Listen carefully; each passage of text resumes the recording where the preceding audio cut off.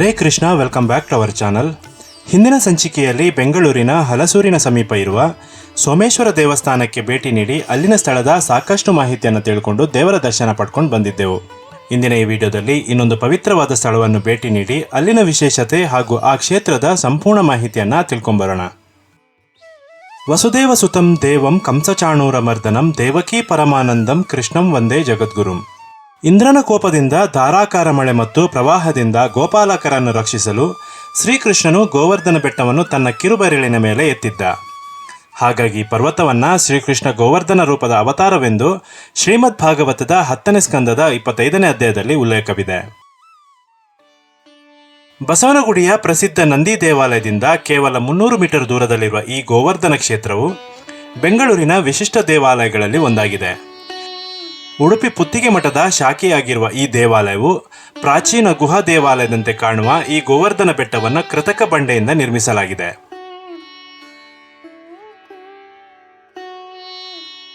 ಭವ್ಯವಾದ ಪ್ರವೇಶ ದ್ವಾರವನ್ನು ಸುರಂಗದ ಮೂಲಕ ನೀವು ದೇವಾಲಯವನ್ನು ಪ್ರವೇಶಿಸುತ್ತಲೇ ಒಳಭಾಗಕ್ಕೆ ತಿರುವು ಪಡೆದು ತಿರುಗುವ ಕಿರಿದಾದ ಮಾರ್ಗವು ನಿಮ್ಮನ್ನು ಒಳಗಿನ ಗರ್ಭಗುಡಿಗೆ ಕರೆದೊಯ್ಯುತ್ತದೆ.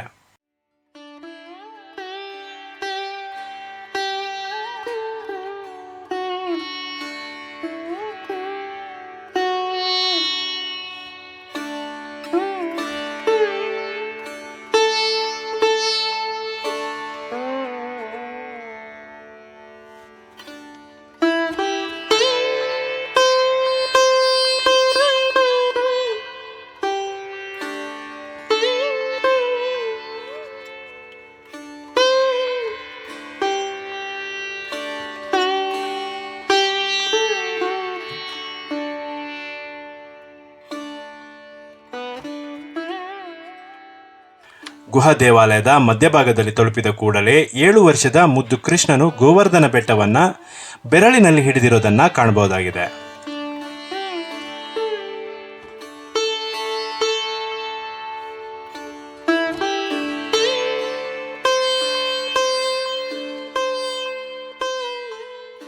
ಇನ್ನು ಗರ್ಭಗುಡಿಯ ಗೋಡೆಯ ಮೇಲೆ ಕೃಷ್ಣನ ಬಾಲ್ಯಕಾಲದಲ್ಲಿ ನಡೆದ ಅನೇಕ ಬಾಲಲೀಲೆಗಳ ಚಿತ್ರಣವನ್ನು ನೋಡಬಹುದು.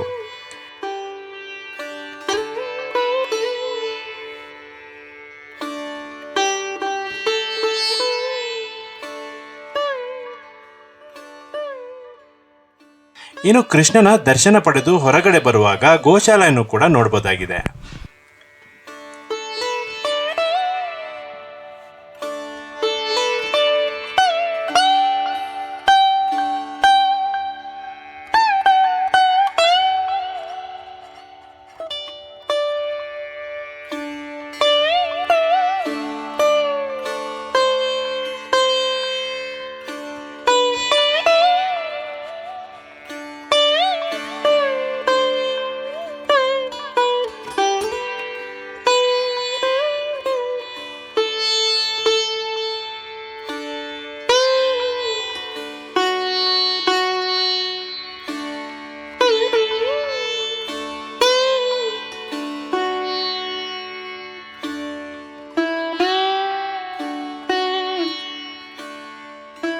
ಕೆಂಪೇಗೌಡ ಬಸ್ ನಿಲ್ದಾಣದಿಂದ 5 ಕಿಲೋಮೀಟರ್ ದೂರದಲ್ಲಿರುವ ಈ ಕ್ಷೇತ್ರವು ಪ್ರತಿದಿನ ಬೆಳಗ್ಗೆ 6ರಿಂದ ರಾತ್ರಿ 8:30ರವರೆಗೆ ತೆರೆದಿರ್ತದೆ. ಇದಿಷ್ಟು ಈ ದೇವಸ್ಥಾನದ ಬಗೆಗಿನ ಮಾಹಿತಿ. ಮುಂದಿನ ವಿಡಿಯೋದಲ್ಲಿ ಇನ್ನೊಂದು ಸುಂದರವಾದ ಸ್ಥಳವನ್ನು ತೋರಿಸುವ ಪ್ರಯತ್ನ ಪಡ್ತೀನಿ. ಈ ವಿಡಿಯೋ ನಿಮಗೆ ಇಷ್ಟ ಆದಲ್ಲಿ ನಿಮ್ಮ ಆತ್ಮೀಯರ ಜೊತೆ ಹಂಚಿಕೊಳ್ಳಿ, ಹಾಗೆ ನಿಮ್ಮ ಅಭಿಪ್ರಾಯವನ್ನು ಕೂಡ ತಿಳಿಸಿ. ಮುಂದಿನ ವಿಡಿಯೋದಲ್ಲಿ ಸಿಗುವವರೆಗೂ ನಾನು ನಿಮ್ಮ ಯಶ್ ಹೆಗ್ಡೆ ಮಾರ್ನಾಳ್. ಧನ್ಯವಾದಗಳು.